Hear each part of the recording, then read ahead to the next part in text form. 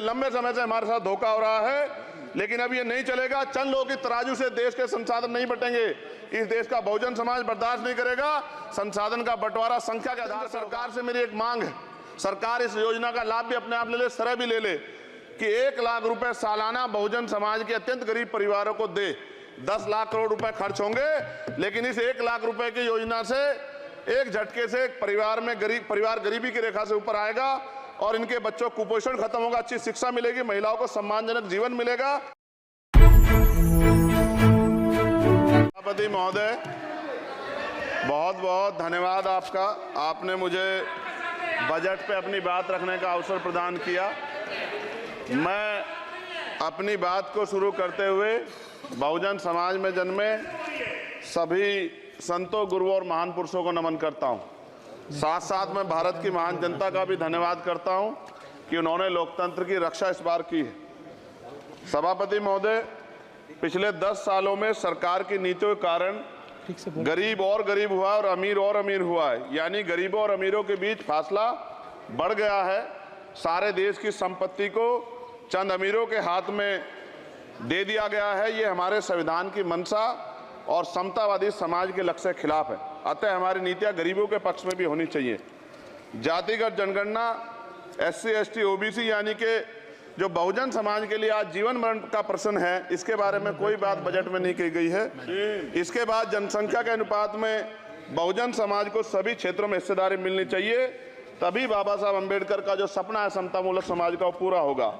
महोदय, एक ऐसा विकसित भारत है जिसमें आज भी सफाई कर्मचारी को पक्की नौकरी नहीं मिल रही है और उसको गटर में उतरने के लिए मजबूर किया जा रहा है। उनके लिए कोई अलग से बजट नहीं है। बजट बन सकता है अगर सरकार चाहे।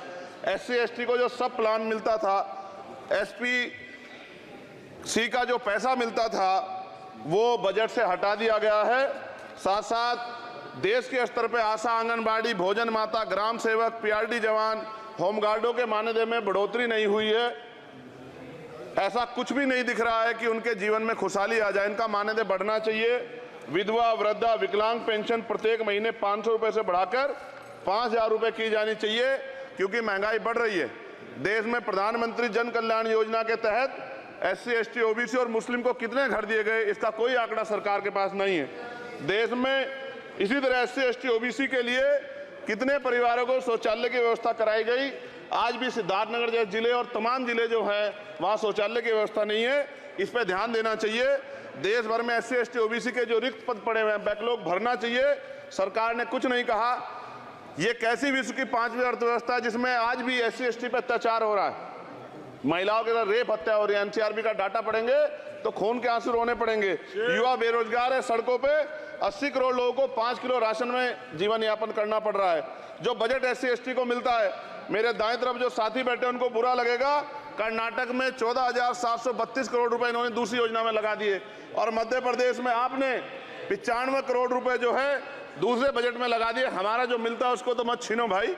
MSP की लीगल गारंटी कोई बात नहीं हुई है। किसानों को जो 6,000 रुपए मिलते हैं उसको बढ़ा के 12,000 रुपए करना चाहिए और फसल बीमा जो है उसका सारा प्रीमियम सरकार भरे, किसानों पर बोझ ना लगे। रिजर्वेशन प्रमोशन में लागू नहीं किया गया, पुरानी पेंशन को बहाल नहीं किया गया, इस पर चर्चा नहीं हुई। देश में मनरेगा समय न्यूनतम मजदूरी की दर 700 रुपए होनी चाहिए। समान काम समान वेतन पॉलिसी लागू होनी चाहिए।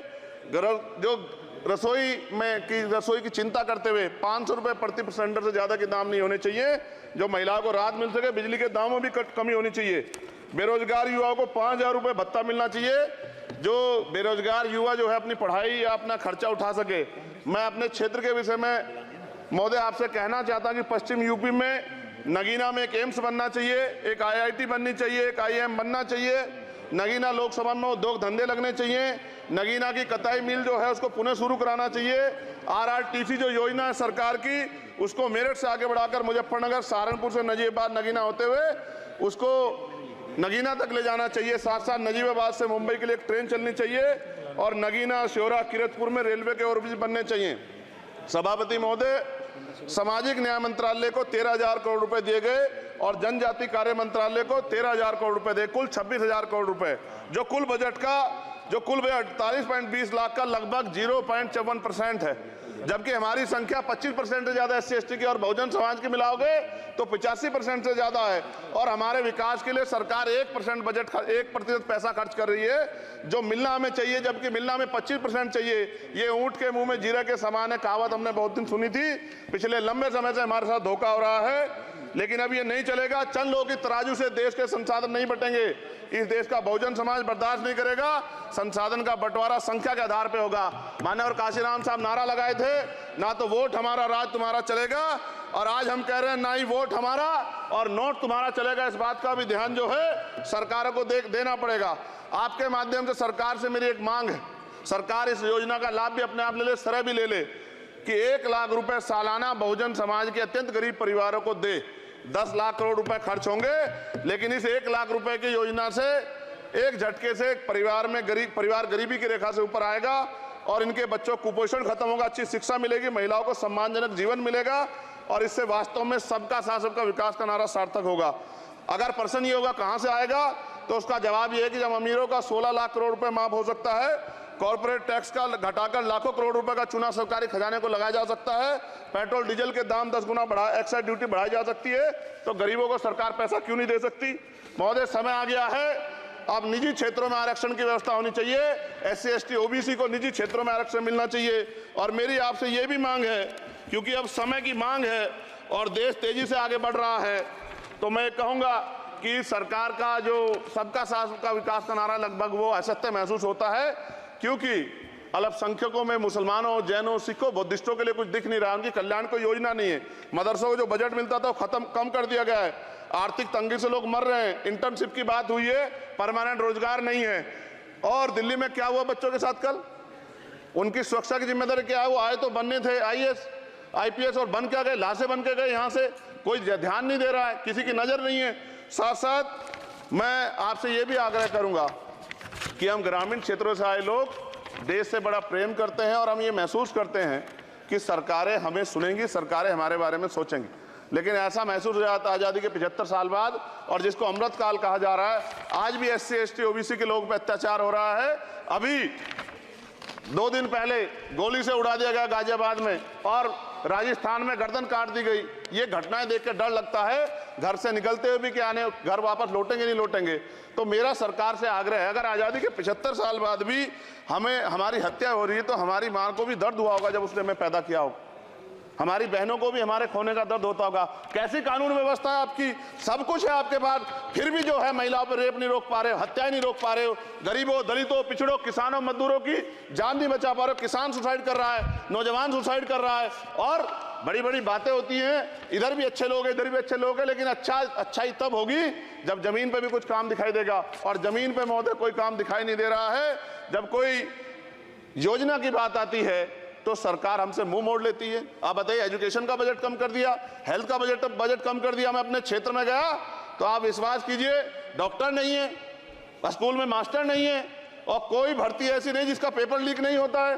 तो देश किस तरफ जा रहा है और इसमें नौजवानों का भविष्य क्या है, इसके बारे में हमें चिंता करनी चाहिए। और अंत में अपनी बात को खत्म करते हुए मेरा आपसे आग्रह और आपके माध्यम सरकार से आग्रह है कि यहाँ बाहर बाबा साहब अम्बेडकर की मूर्ति लगी हुई थी एक, वो करोड़ों लोगों की आस्था से जुड़ा विषय है, और आप विश्वास करो इतना गुस्सा है उसको लेके।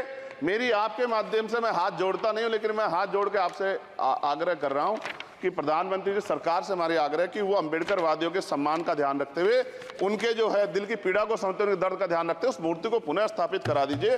अगर इसमें कोई राजनीतिक कारण अलग बात है, लेकिन मैं कंक्लूड कर रहा हूं। मगर मैं आपसे कहना चाहता हूं, इसमें बहुत गुस्सा है। जिस दिन अम्बेडकरवादी गुस्सा हो जाएगा, वो फिर इस सरकार को जो 24 में आ गई है, वो आने वाले चुनाव में ऐसा सबक सिखाएगा कि दोबारा पलट के नहीं देख पाओगे। तो मैं आपका धन्यवाद करता हूं, और मुझे विश्वास है कि सरकार मेरी बातों पे गौर करेगी और गरीबों के बारे में सरकार सोचेगी, गरीबों को आगे बढ़ने के अवसर प्रदान होंगे। धन्यवाद।